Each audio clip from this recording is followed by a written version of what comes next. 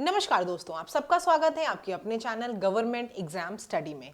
दोस्तों आज हम इस वीडियो में बात करने जा रहे हैं आपकी लेखपाल की हिंदी की। जैसा कि आपको मैं ऑलरेडी वीडियोस बना चुकी हूँ जहाँ पे आपको बता चुकी हूँ सिलेबस क्या है आपका, स्ट्रैटेजी आपको क्या अपनानी है, बुक लिस्ट कौन सी होगी, इन सभी चीज़ों का डिटेल डिस्क्रिप्शन ऑलरेडी हो चुका है, तो आप इसको जाकर वीडियोस में देख सकते हो। आज मैं आपकी पहली क्लास हिंदी की शुरू करने वाली हूँ, ठीक है। इस क्लास में देखो, अगर आप देखे होंगे हिंदी का सिलेबस, और मैंने हमेशा कहा है किसी भी परीक्षा की तैयारी करने चलो तो पहला काम आपको जो करना है वो उसका सिलेबस आपके पास होना चाहिए। बिना सिलेबस के कभी भी तैयारी मत करना। तो जो सिलेबस आपका है उसका प्रिंट आउट निकाल लो, जहाँ पढ़ते हो वहाँ पे चिपका लो, उसको स्टिक कर लो और उसके बाद उसके अकॉर्डिंग चीज़ों को कवर करते चलना। आज हम लोग जो बात करेंगे, सबसे पहला टॉपिक हिंदी का आपका पत्र है। उसमें आपका शासकीय पत्र है, अर्धशासकीय पत्र है, परिपत्र है, कार्यालय आदेश है, ज्ञाप है। इनमें से देखो क्या आएगा मोटे तौर पे, क्योंकि आपका डिस्क्रिप्टिव एग्जाम नहीं है तो आपको देखो हर पत्र की एक भाषा होती है कि किस भाषा में उस पत्र को लिखा जाना है, एक शैली होती है, उसका एक उद्गम होता है, एक गंतव्य होता है, उसका कुछ विषय होता है, ठीक है।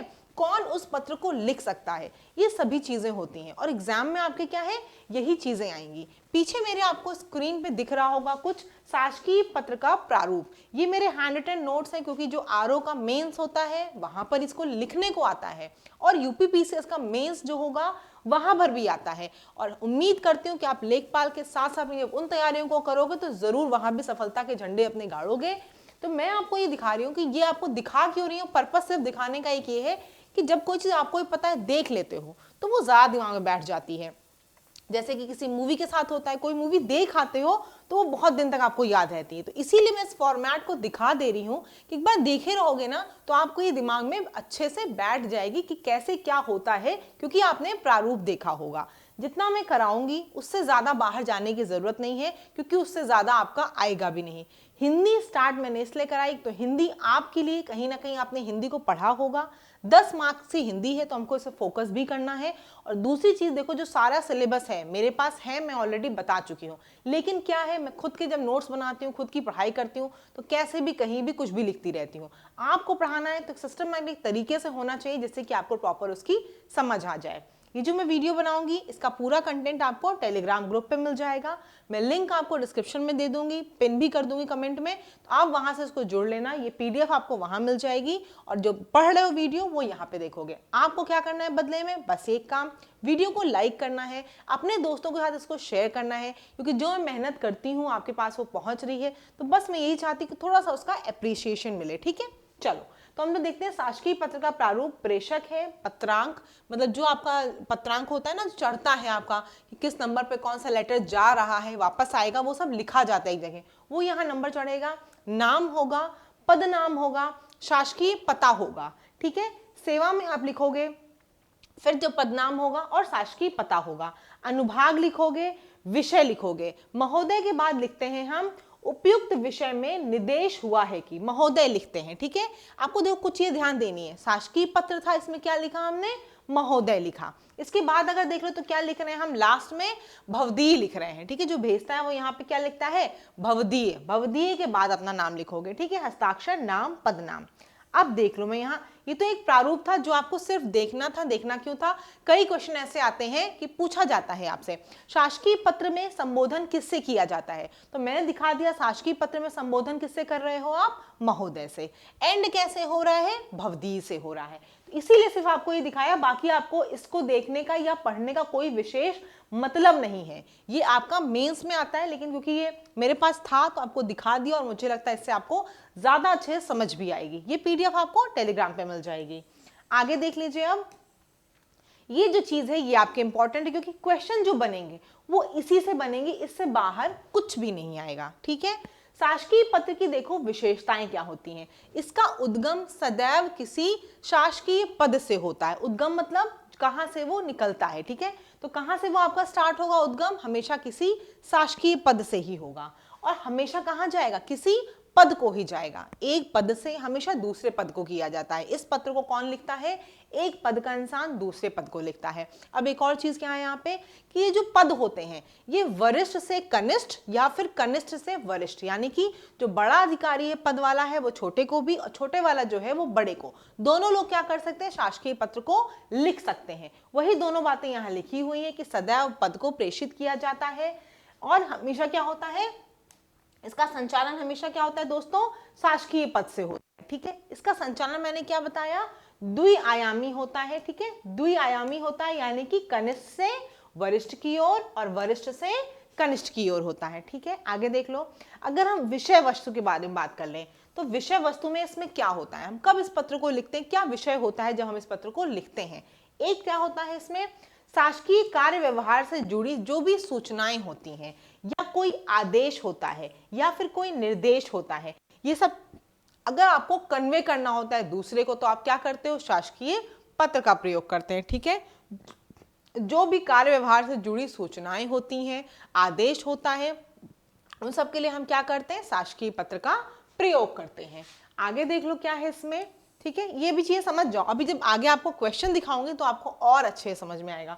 इसको देखो, आपको रटना नहीं है, सिर्फ और सिर्फ दिमाग में बैठाते हुए चलना है कि कहीं आपसे लिखने को नहीं आता। मेंस में बार बार बता रही हूँ, यूपीसीएस का मेंस होता है, आरओ का मेंस होता है, वहां ये लिखने को आता है। ठीक है, लेकिन आपको यहाँ लिखना नहीं है, सिर्फ और सिर्फ समझ लेना है, जिससे कि ऑब्जेक्टिव में जब आए तो आप टिक कर सको।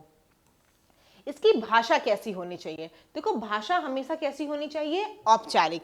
शासकीय पत्र की भाषा हमेशा औपचारिक होती है, उसमें व्यक्तिगत कोई भाव नहीं होता है। ठीक है, क्योंकि वहां क्या होता है, आप शासकीय पत्र की कोई सूचना दे रहे होते, कोई आदेश दे रहे होते हो, तो वहां व्यक्तिगत भाव नहीं दोगे कि मेरे हिसाब से, आपके हिसाब से कुछ नहीं होता है। वहां पे जो भी कोई निर्देश, कोई सूचना आई होती, वही आप वहां पे दूसरे पद को बता रहे होते हो। तो इसमें भाषा हमेशा सटीक होती है, औपचारिक होती है, कोई व्यक्तिगत भाव नहीं होता है। ठीक है, व्यक्तिगत कोई भाव नहीं होता है।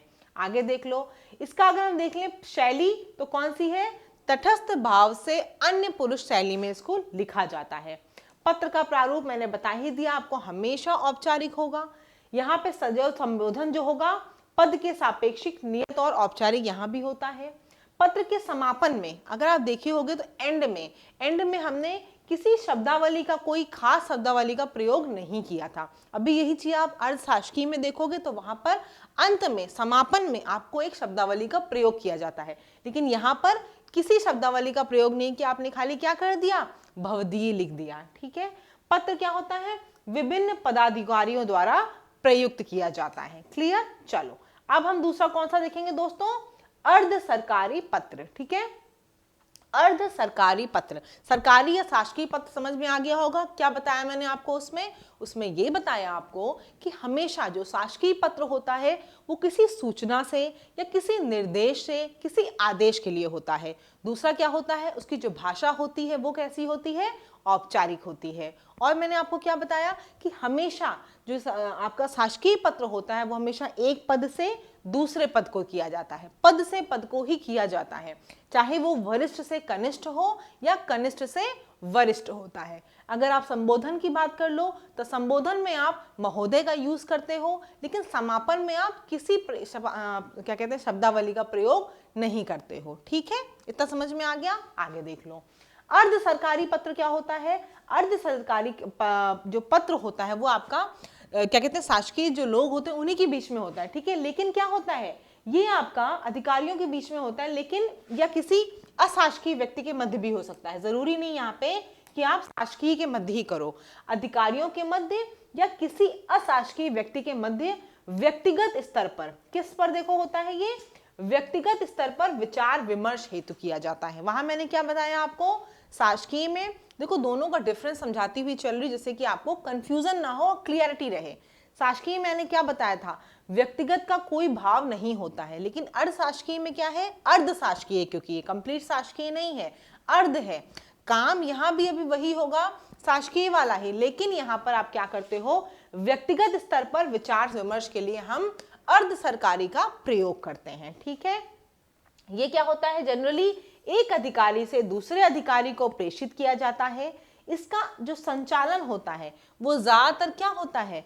समकक्ष अधिकारियों के मध्य होता है। ठीक है, जो बराबर के अधिकारी होते हैं जनरली उनके मध्य ही अर्ध सरकारी का पत्र भेजा जाता है। वहां मैंने क्या दिखाया था, वरिष्ठ से कनिष्ठ और कनिष्ठ से वरिष्ठ को भेजते हो, लेकिन यहाँ क्या है, समकक्ष जो अधिकारी हैं जनरली ज्यादातर उन्हीं के बीच में ये वाला लेटर आपका लिखा जाता है। ठीक है, अगर वही लिखा है, किंतु कतिपय स्थितियों में अगर कुछ ऐसी स्थिति आ गई जहां पे आपको लगता है कि नहीं हमें इससे भी डिस्कस करना है, हमें इस बात को व्यक्तिगत रूप से यहां भी विचार विमर्श करना है, तो आप क्या कर सकते हो, वरिष्ठ से कनिष्ठ या फिर कनिष्ठ से वरिष्ठ भी अशासकीय व्यक्ति को आप इस लेटर को लिख सकते हो। ठीक है, अर्धशासकीय को। आगे देख लिया जाए तो पत्र की जो भाषा होती है वो कैसी होती है, हमेशा मैत्रीय और या फिर आत्मीय भाव होगा। वहां पे औपचारिक था, व्यक्तिगत कोई भाव नहीं था, लेकिन ये क्या है, अर्ध सरकारी है, तो यहाँ आप मैत्रीय और आत्मीय भाव यूज कर सकते हो। पत्र का प्रारूप क्या होता है, पूर्णतः नियत और औपचारिक शैली में लिखा जाता है। यहाँ पे देखो किसका प्रयोग करते हो आप, यहाँ पे आप प्रयोग करते हो दोस्तों प्रिय श्री महोदय, ये देखो ध्यान रखना है। वहां खाली किसका प्रयोग कर रहे थे आप, सिर्फ आप महोदय का प्रयोग कर रहे थे, किसमें, शासकीय में। अर्धशासकीय में किसका प्रयोग कर रहे हो आप, प्रिय श्री महोदय का प्रयोग कर रहे हो। अगर हम बात कर लें समापन की, तो समापन के लिए वहां पे क्या किया था, कुछ किया था, नहीं किया था। समापन में हम सिंपल वहां भवदीय लिख रहे थे। यहाँ पे क्या है, समापन में हमेशा आपको सादर, ससम्मान, इन सब का किसी आदर सूचक शब्द का प्रयोग करना है। हमेशा एंडिंग में देखोगे इस पत्र में तो आपको सादर, ससम्मान ऐसा कुछ लिखना पड़ेगा, और शुरुआत में क्या लिखनी है आपको, प्रिय श्री महोदय, और शासकीय में क्या था, सिंपल महोदय। ठीक है, व्यक्तिगत होने के कारण पत्र को सदैव प्रेषित ही खोलता है, क्योंकि वहां क्या था, वहां जो पद है, वहां जो पत्र था शासकीय में पद से पद को जा रहा था, तो उसको क्या होगा, जब पद से पद को जाएगा तो उसको जहां पे जाएगा, जिस माल बाबू के पास है, जहां भी जाएगा वहां डाक नोटिस होगी और वो खोल के इसको आगे फॉरवर्ड कर देगा। लेकिन यहाँ क्या है, क्योंकि व्यक्तिगत होता है तो हमेशा जिसके लिए लिखा गया होता है वही इस लेटर को खोलता भी है। ठीक है, चलो आगे देख लेते हैं हम।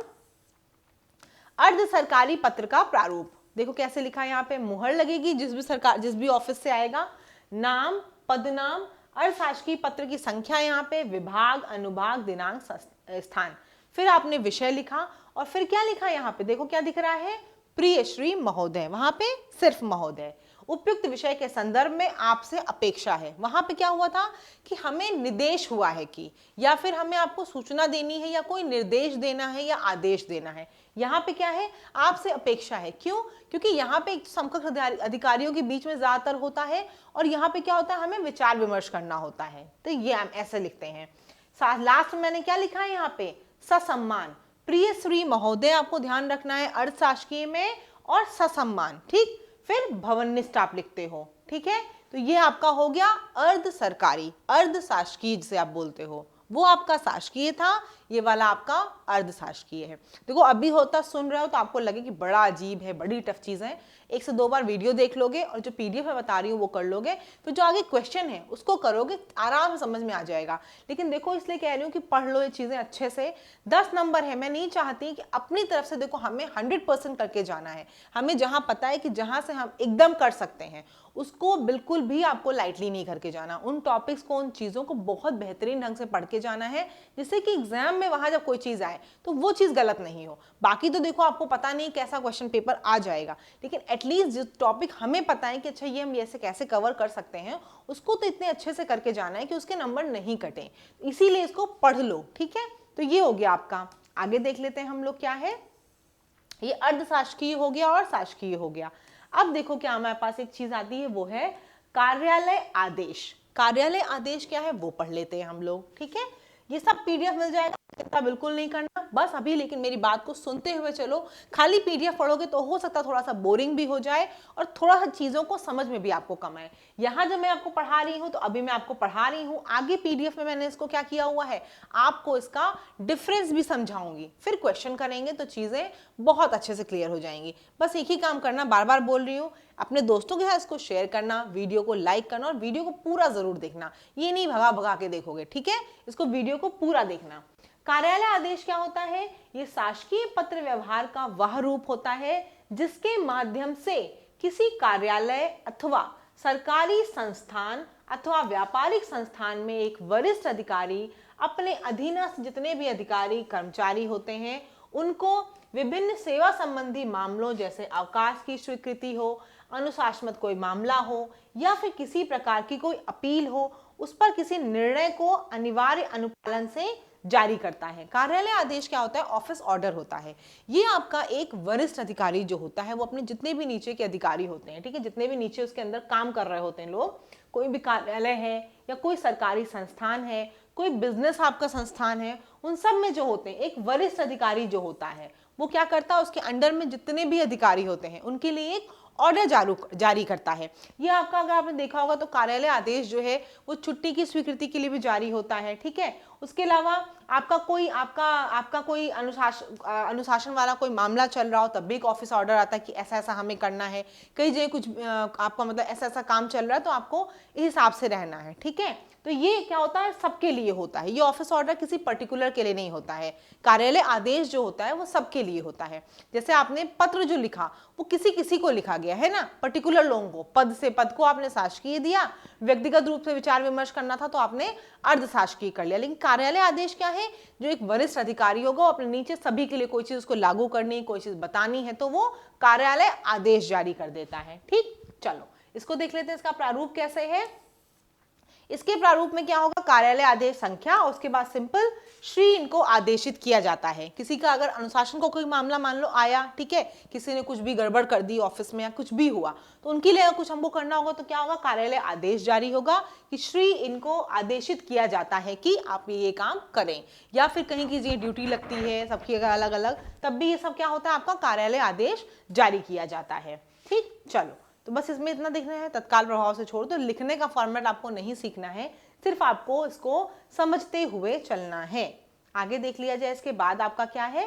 कार्यालय ज्ञाप। ये क्या होता है? कार्यालय ज्ञाप क्या होता है? देखो, ये आपका पत्र व्यवहार का वह प्रारूप होता है। कौन सा प्रारूप होता है?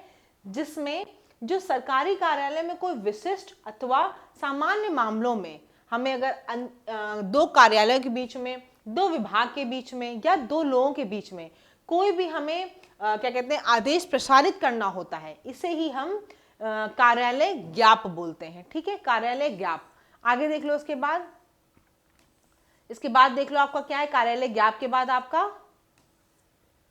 परिपत्र है। कार्यालय ज्ञाप देख लिया, फिर परिपत्र है। परिपत्र क्या होता है? परिपत्र होता है, इसे इंग्लिश में बोलते हैं सर्कुलर। परिपत्र क्या होता है? ये ऐसा रूप होता है जिसके द्वारा कोई समान सूचना, समान निर्देश या समान जो क्या कहते हैं कोई आदेश है वो सभी संबंधित या अधीनस्थ कर्मचारियों को विभिन्न कार्यों के संदर्भ में आप भेजते हो, ठीक है। ये भी परिपत्र क्या होता है कि कोई चीज, कोई भी नोटिस है या कोई चीज आपको क्या करना है, सभी के लिए, पूरे ऑफिस के लिए उसको देना है तो आप क्या करते हो? परिपत्र को जारी कर देते हो, ठीक। जितने भी आपके सभी संबंधित होंगे, जितने भी अधिकारी होंगे, विभिन्न जो भी आपके क्या कहते हैं अधीनस्थ अधिकारी होंगे, उन सब के लिए कोई आदेश होगा, समान आदेश, तो क्या करते हो आप? परिपत्र को जारी कर देते हो। सपोज कर लो कहीं किसी जगह आपको ऑफिस में ये करना है कि क्या कहते हैं सर्कुलर आपने कर दिया, कल से अगर 9:30 के बाद कोई आएगा, 3 दिन अगर आएगा तो क्या होगी? उसकी एक सीएल कटेगी। तो ये क्या है? सभी के लिए, जितने लोग हैं सबके लिए है। तो आप क्या कर दोगे? एक परिपत्र को जारी कर दोगे और सभी को बता दोगे कि जो भी 9:30 के बाद अगर 3 दिन आएगा तो उसकी एक सीएल कट जाएगी। तो ये क्या हो जाएगा? सभी के लिए है। इसे ही हम क्या बोलते हैं? परिपत्र बोलते हैं। आगे देख लेते हैं परिपत्र का प्रारूप। प्रारूप देखो सिर्फ इसलिए दिखा रही हूं कि आपको प्रारूप देखने के बाद चीजें याद रहती हैं।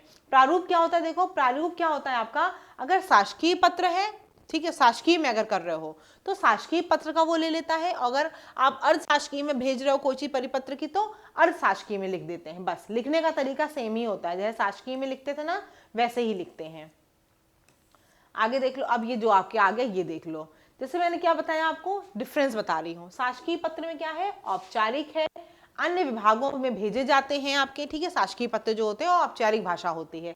अशासकीय क्या होता है? समान स्तर के अधिकारियों के बीच होती है और यहाँ पर व्यक्तिगत नाम से भेजा जाता है। अगर हम बात कर लें कार्यालय आदेश की तो ये किसी विभाग के अंदर कर्मचारियों के लिए जो इसमें निर्देश होते हैं सभी के लिए, मैंने बताया ना, एक वरिष्ठ अधिकारी सभी अपने जो अधीनस्थ अधिकारी होंगे, अधीनस्थ कर्मचारी होंगे, उनके लिए कार्यालय आदेश जारी करता है। परिपत्र क्या होता है? अगर एक ही सूचना कई संबंधित लोगों को भेजनी है आपको एक साथ, तो आप क्या करोगे वहां पर परिपत्र का यूज करते हो। ठीक है, एक ही सूचना कई संबंधित अधिकारियों या विभागों को एक साथ भेजने के लिए जब यूज करते हो उसे आप क्या बोलते हो, परिपत्र बोलते हो। ठीक, ये शासकीय पत्र का एक रूप होता है। शासकीय या अर्धशासकीय का आपका क्या होता है, परिपत्र होता है। ठीक है, शासकीय पत्र में आप लिखोगे तो आपको मैंने प्रारूप दिखा रखा है, तो ये शासकीय का ही एक रूप होता है, परिपत्र। आगे देख लो, शासकीय पत्र में बार बार वही चीजें लिखी हुई हैं, आप पीडीएफ से पढ़ लेना। ठीक है, मैं आपको अच्छे से ऊपर से लेकर अभी तक समझा चुकी हूँ, अब इसमें ज्यादा बताने की आपको बार बार आवश्यकता नहीं है। हम लोग सीधे आप किस पे चलते हैं, अपने क्वेश्चन पे चलते हैं। जो पीडीएफ आपको मिलेगी आप वहां से इसको अच्छे से पढ़ लेना। एक दो चीजें और देख लो, जैसे यहाँ पे क्या लिखा था कि परिपत्र जो है वो क्या है, राजपत्र में प्रकाशित होता है, गैजेट में आपका लिखा जाता है, सर्कुलर। ठीक है, आगे देख लो, अंतर अब हम लोग अलग से नहीं देखेंगे। ठीक है, अंतर आप बाद में आराम से देख लेना। क्वेश्चन देखते हैं हम लोग। ठीक है, क्वेश्चन देख लेते हैं हम लोग। ये देखो, यहां तक आपको ख्याल समझ में आ गया होगा अच्छे से। ठीक, यहां तक समझ में आ गया होगा आपको अच्छे से कि मैंने जो बताया आपको यहां तक कि 4 तरीके जो हमारे हैं, कार्यालय आदेश, अर्धशासकीय पत्र, शासकीय पत्र, उनमें अंतर, ये आपको अच्छे समझ में आ गया होगा। तो कल जो हम लोग क्लास लेंगे, छोटी सी क्लास बनाई है क्योंकि आपको ये अच्छे से एक दो बार वीडियो देखना है। जो पीपीटी, जो पीडीएफ में आपको टेलीग्राम पे प्रोवाइड करूंगी वो आपको अच्छे से देख लेना है।